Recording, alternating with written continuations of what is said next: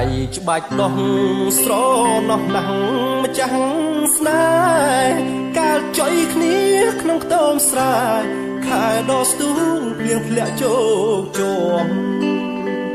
ស្រោមកញ្ចាស់មួយជួយឲ្យបងបានសាប់មុំចៃដន់ថ្ងៃមួយភ្លៀងធំដួលរលំអូនកប់ក្តោបងអនុស្សាវរីយ៍បានញោមញីដួងចិត្តមិនគួរឃ្លាតកាយណាយក្តិតខ្ញុំជីវិតគួចផ្ដាច់បេះដូងរូបអូនមានភ័ព្វបានផ្លាំងទៅរៀនទីក្រុងអូនផ្លាំងទាំងពណ៌បេះដូង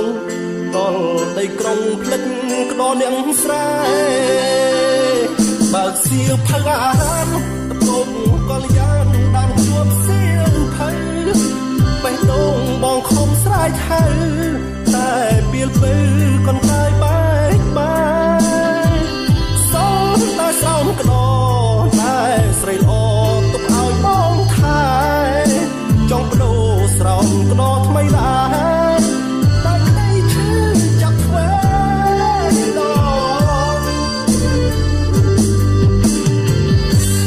បោចមុំមេះក្តោខ្ជាប់ធ្វើអំបោះចង់ដៃស្រី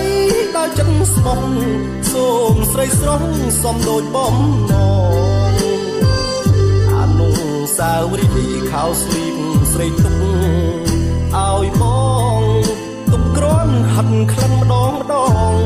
ជុំថ្ងៃបងចាក់លោកអើ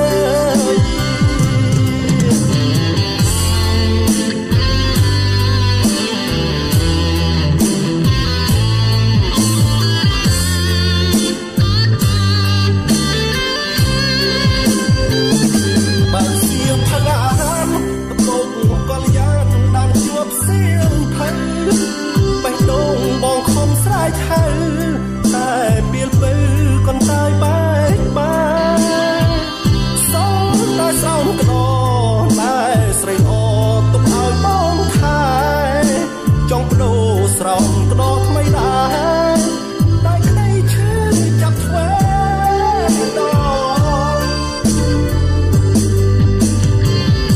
បងបោចមុំមេះក្តោ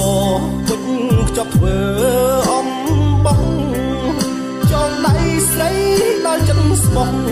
សូមស្រីស្រស់សំដូចបំណង